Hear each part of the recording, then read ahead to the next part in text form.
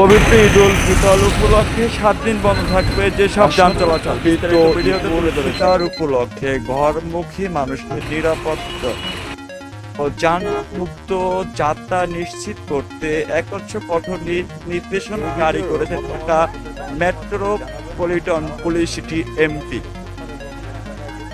ঈদ যাত্রার মূল সময় সড়কের শৃঙ্খলা বজায় রাখতে আগামী 17 থেকে 23 মার্চ পর্যন্ত সারা দেশে মহাসড়কে ট্রাক, কভার ভ্যান ও লরি চলাচল সম্পূর্ণ বন্ধ থাকার সিদ্ধান্ত রয়েছে।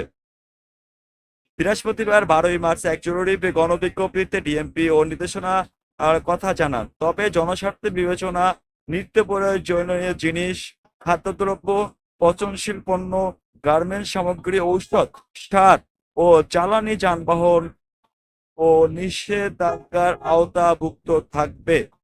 এই পরিবহন চালক এবং সকল স্টাফ সুপারভাইজার থেকে শুরু করে বর্তমান সময়ে এই পদক্ষেপ নেওয়ার উপরে কিন্তু সহমত জানিয়েছে। ঝালকাঠি টু বগুড়া লিজা পরিবহন ছুটে চলছে মহাসড়কে, সময়কে প্রাধান্য দিয়ে এক প্রান্ত থেকে এক প্রান্ত, জানিয়েছে মতামত লিজা পরিবহনের পক্ষ থেকে।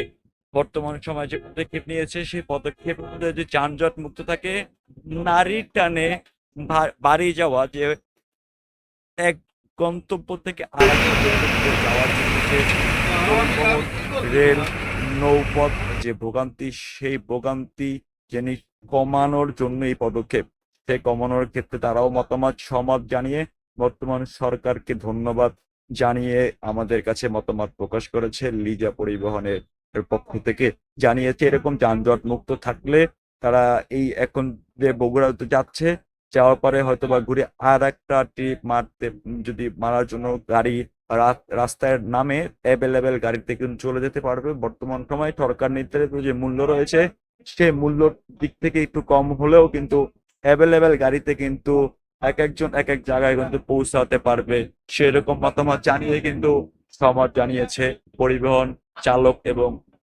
স্টাফটা। Mister Saki, live TV, Jhalakathi.